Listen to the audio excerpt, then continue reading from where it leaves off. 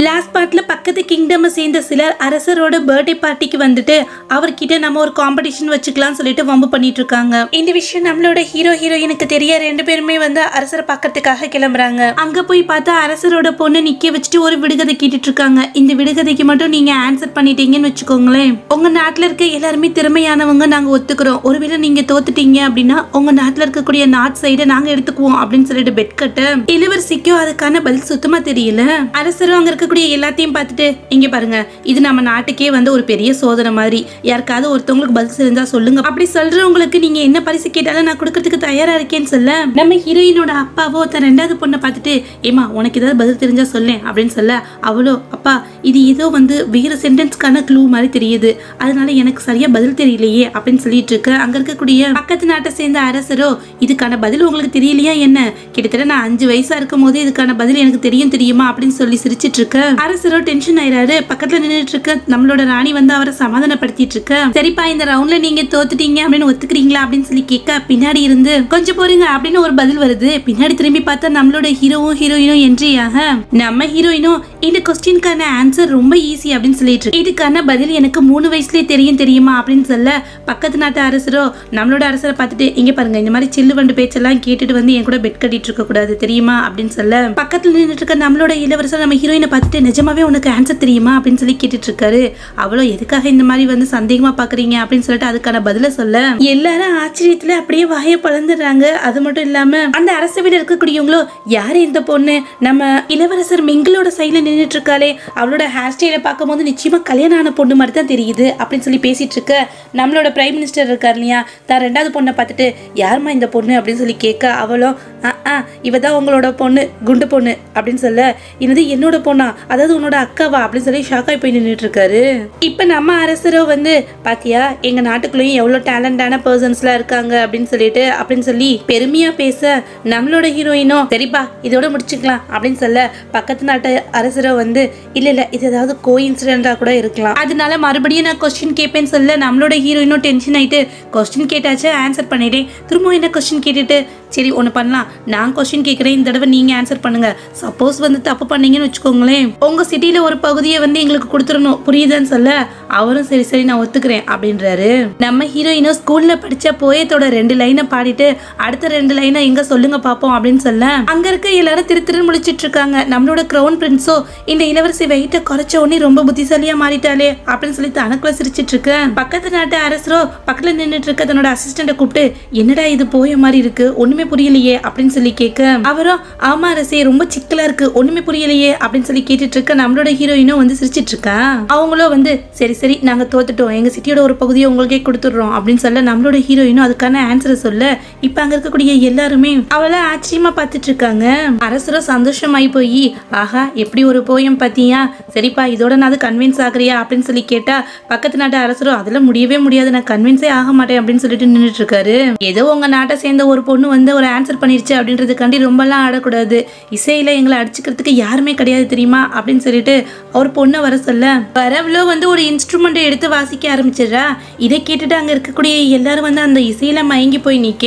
பக்கத்துல இருக்கக்கூடியவங்களும் இந்த இசை எங்களுடைய இதயத்தையே தொற்றுச்சு அப்படின்னு சொல்லிட்டு பேசிட்டு இருக்காங்க. பக்கத்து நாட்டு அரசரோ என்னப்பா யார் போட்டிக்கு வரா அப்படின்னு சொல்ல இப்ப நம்ம ஹீரோயினோட தங்கச்சி இருக்கா இல்லையா அவ எந்திரிச்சிட்டு இசையில என்ன வெல்றதுக்கு யார்ப்பா அப்படின்னு சொல்லிட்டு முன்னாடி வந்து நிக்க நம்மளோட ஹீரோயினும் நம்மளோட ஹீரோவை பார்த்துட்டு என்னப்பா உங்களோட ஹனி வந்து எல்லாத்தையும் ஆச்சரியத்துல அர்த்த போறாளா அப்படின்னு சொல்லி கேட்க அவரும் அப்படியா சொல்ற அப்படின்னு சொல்லி கேட்டுட்டு இருக்காரு. நிச்சயமா கிடையாது தோத்து போயிடுவா பாருங்களேன் அப்படின்னு சொல்ல அவளும் வந்து தனக்கு தெரிஞ்ச இசை திறமை எல்லாத்தையும் காமிச்சிட்டு இருக்கா, நல்லாதான் வாசிக்கிறா, ஆனா வந்து அவங்க வாசிச்சதுக்கு கொஞ்சமே சம்பந்தம் இல்லாம வாசிச்சுட்டு இருக்க நம்மளோட ராணிய வந்து அரசர்கிட்ட இந்த பொண்ணு நல்லதாங்க வாசிக்கிறா அப்படின்னு சொல்ல ஆனா அங்க இருக்கக்கூடியவங்களும் வந்து இந்த இசை வந்து ஏதோ மனசை டச் பண்ணலையே அப்படின்னு சொல்லி பேசிட்டு இருக்காங்க. அவங்க அப்பாவோ வந்து பக்கி மியூசிக் கிளாஸ் கத்துக்கிறேன்னு சொல்லிட்டு இத்தனை வருஷமா ஓட்டுச்சே இப்படி வாசித்துட்டு இருக்கே அப்படின்னு சொல்ல நம்ம ஹீரோயினோட தங்கச்சியும் உம்முன்னு போய் ஒரு ஓரமா உட்காந்துக்கிறான். பக்கத்து நாட்டை சேர்ந்த அரசரோ பாத்தீங்களா இந்த ரவுண்ட்ல கண்டிப்பா நாங்க தான் வின் பண்ணிட்டோம் அப்படின்னு சொல்லி சிரிச்சிட்டு இருக்க இன்னொரு பக்கம் நம்மளோட ஹீரோயினும் வேற ஒரு இன்ஸ்ட்ருமெண்ட்டை எடுத்து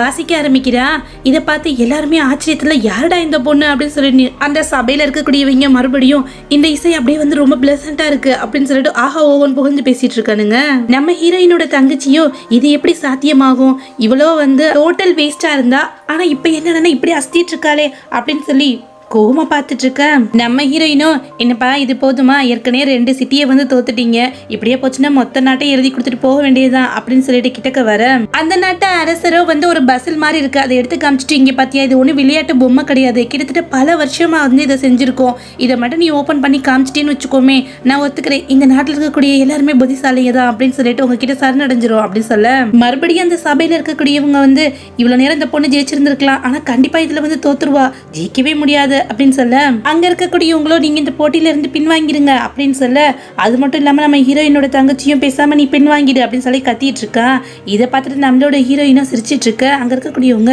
எதுக்காக சிரிச்சிட்டு இருக்க அப்படின்னு சொல்லி கேட்க, டேய் யாடா நீங்க இந்த கிங்டம் சேர்ந்தவங்க தானே, அவங்க வந்து நம்மள வந்து பெட் கட்டி தோக்கடிக்கணும் அப்படின்னு சொல்லிட்டு பிளான் பண்ணி என்னென்னமோ பண்ணிட்டு இருக்கானுங்க, அவங்களுக்கு சப்போர்ட் பண்ற விதமா பின்வாங்கிருன்னு சொல்லிட்டு கேள்வி பண்ணிட்டு இருக்கீங்க அப்படின்னு சொல்லிட்டு டென்ஷன் ஆக, அவங்களோ இது விடுகதைக்கு பதில் சொன்ன மாதிரியும் மியூசிக் வந்து வாசிச்ச மாதிரியும் கிடையாதுப்பா, இது பசில் கேம் அப்படின்னு சொல்ல, உன்னோட மரியாதையை நீயே காப்பாத்திட்டு பேசாம ஓரமா போய் உட்காருமா அப்படின்னு சொல்ல, அவ்வளோ வந்து அந்த பசில் டாயை வாங்கி ஒரு நிமிஷத்துல வந்து அதை ஃபுல்லாத்தையுமே ஓபன் பண்ணி கலட்டி தூக்கி எரிஞ்சிடறா. அவ்வளவுதான், எல்லாரும் ஆச்சரியப்பட்டு இருக்க நம்மளோட அரசரோ பாத்தீங்களா என்னோட மருமகளை எவ்வளவு புத்திசாலியா இருக்கா அப்படின்னு சொல்லிட்டு பெருமை பேசிட்டு இருக்காரு. போட்டிக்காக வந்தவங்களும் வந்து மன்னிப்பு கேட்டுட்டு வந்த வழியே ஓட, நம்ம அரசரோ இன்னைக்கு என் பிறந்தநாள் பார்ட்டியில என் மானத்தையே காப்பாத்திட்டு தெரியுமா அப்படின்னு சொல்லிட்டு அவளுக்கு வந்து நன்றி சொல்லிட்டு,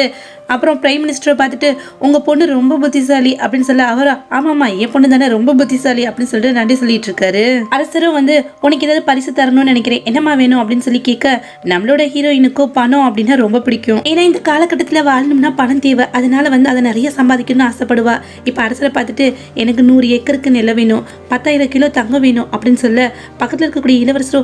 என்ன பேசிட்டு இருக்குன்னு யார்கிட்ட கேட்டுட்டு இருக்க தெரியுமா அப்படின்னு சொல்லி அவளை தடுத்து நிறுத்திட்டு இருக்க. அவ்வளோ வந்து எங்க பாருங்க உங்க அப்பா வந்து ஒரு நாட்டோட அரசர், அவர்னால இது முடியாத என்ன பேசாம இருங்க அப்படின்னு சொல்ல, அரசரோ வந்து சரிமா இது எல்லாமே உனக்கு நான் தாரையும் வச்சுக்கோ அப்படின்னு சொல்லிடுறாரு. இப்ப பக்கத்துல உட்காந்துட்டு இருக்க நம்ம ஹீரோயினோட தங்கச்சியோ சும்மா இருப்பாளா என்ன, எந்திரிச்சிட்டு வந்துட்டு அரசி எனக்கு ஒரு பரிசு வேணும் அப்படின்னு சொல்லி கேட்க, இதை நான் உங்ககிட்ட ரெக்வஸ்டா கேட்கிறேன் அப்படின்னு சொல்ல, அவரோ வந்து நீ கேம்ல தோத்து போயிட்ட, இருந்தாலும் தைரியமா முன்னாடி வந்து நின்று வாசிச்ச, சரி அதனால என்ன வேணும்னு சொல்லி கேளு அப்படின்னு சொல்லி கேட்க, அவ்வளோ வந்து நான் இளவரசர் மிங்க்ல வந்து கல்யாணம் பண்ணிக்கணும்னு ஆசைப்படுறேன், அதனால எங்க 2 பேத்துக்கு நீங்க கல்யாணம் பண்ணி வைங்க அப்படின்னு சொல்லி கேட்க, நம்மளோட ஹீரோயினும் பயங்கரமா ஷாக் ஆயிரா. அங்க இருக்கக்கூடியவங்களோ பாத்தீங்களா பிரைம் மினிஸ்டரோட 2 பொண்ணுங்களுமே பயங்கர புத்திசாலியா இருக்காங்க, அவங்க 2 பேத்தையும் வந்து இளவரசர் மிங்களுக்கு கல்யாணம் பண்ணி வைக்கணும் அப்படின்னு சொல்லிட்டு அவரும் வந்து பிளான் பண்றாரு போல இருக்கே அப்படின்னு சொல்லி பேசிட்டு இருக்க. நம்மளோட ஹீரோயினும் நம்மளோட ஹீரோவை பார்த்துட்டு என்னப்பா உங்களோட ஹனி வந்து அவளோட ஃபீலிங்ஸ் ஃபுல்லாமே வந்து வெளியில கொட்டிட்டா, நீங்க எப்படி அப்படின்னு சொல்லி கேட்க, அவரும் வந்து என்ன நீ என்ன முடிவு பண்ணிருக்க, நான் உன் தங்கச்சியை வந்து கல்யாணம் பண்ணிக்கிறதுல உனக்கு விருப்பம் இருக்கா அப்படின்னு சொல்லி கேட்க, அவ்வளோ வந்து நம்ம ஹீரோவோட இருந்த ஒவ்வொரு விஷயங்களையும் நினைச்சு பாக்குறா, எப்படி இவ்வளோ ஷார்ட் டயத்துல இவரை வந்து நம்ம லவ் பண்ண ஆரம்பிச்சோம் அப்படின்னு சொல்லிட்டு யோசிச்சுட்டு இருக்க. அது வந்து எனக்கு சரியா தெரியல அப்படின்னு சொல்லிட்டு இருக்க, என்ன சொல்ற கொஞ்சம் சத்தமா தான் சொல்லேன் அப்படின்னு சொல்லி நம்ம இளவரசர் கேட்டுட்டு இருக்க. அதே நேரம் நம்மளோட அரசரை வந்து பிரைம் மினிஸ்டரை பார்த்துட்டு நீங்க என்ன சொல்றீங்க அப்படின்னு சொல்லி கேட்கிறாரு. அவரோ இளவரசருக்கு என்னோட பொண்ணை வந்து கல்யாணம் பண்ணி கொடுக்கறதுக்கு நான் கொடுத்து வச்சிருக்கணும் அப்படின்னு சொல்ல, ப்ரௌன் பிரின்ஸோ ஆமா 2வது பொண்ணுமே வந்து ரொம்ப புத்திசாலி தான், அதனால வந்து நல்ல ஐடியா அப்படின்னு சொல்லிட்டு சப்போர்ட் பண்ண, நம்மளோட அரசர் நம்ம ஹீரோவை பார்த்து உனக்கு இந்த பொண்ணை கல்யாணம் பண்ணிக்கிறதுல விருப்பமா அப்படின்னு சொல்லி கேட்டுட்டு இருக்காரு. ஆனா அவரோ வந்து என் ஒய்ஃபோட தங்கச்சி அப்படின்றனால அவன் மேல அக்கறை செலுத்தினே, மற்றபடி அவன் மேல எனக்கு எந்த விதமான ஃபீலிங்ஸும் இல்லைன்னு சொல்லிட. இப்ப அந்த பக்கம் நின்றுட்டு இருக்க நம்ம ஹீரோயினோட தங்கச்சியும் ஷாக் ஆயிரா. இந்த பக்கம் நம்மளோட ஹீரோயினும் சந்தோஷப்பட, அவளோட அப்பாவும் வந்து என்னடா மொத்தமும் சொதப்பிருச்சே அப்படின்னு சொல்லிட்டு அரசர் முன்னாடி எந்திரிச்சு நின்று, என் பொண்ணு ஏதோ மிஸ் அண்டர்ஸ்டாண்ட் பண்ணிட்டான்னு நினைக்கிறேன், அதனால அவளுக்கு நான் வந்து சரியான படத்தை கத்துத்தாரு, இதை பெருசுப்படுத்தாம அவளை மன்னிச்சிருங்க அப்படின்னு சொல்ல, அவரோ வந்து இன்னைக்கு என்னுடைய பிறந்த நாள், அதனால வந்து இன்னைக்கு எல்லாத்தையும் மன்னிச்சிடறேன், யாருக்கும் தண்டனை கிடையாதுன்னு சொல்லிடுறாரு. இன்னொரு பக்கம் நம்மளோட ஹீரோயினும் அரசர் கொடுத்த பரிசுகள் எல்லாத்தையும் செக் பண்ணி பார்த்துட்டு இது எல்லாமே உண்மையான கோல்டுப்பா, நம்ம பணக்காரங்களாயிட்டோம் அப்படின்னு சொல்லி சந்தோஷப்பட்டு கத்திட்டு இருக்கா. நம்ம இளவரசரோ வந்து தன்னோட ஒய்ஃபை பார்த்து சிரிச்சிட்டு இருக்காரு. அடுத்து என்ன நடந்தது அப்படின்றது நெக்ஸ்ட் பார்ட்ல பார்க்கலாம். தேங்க்யூ.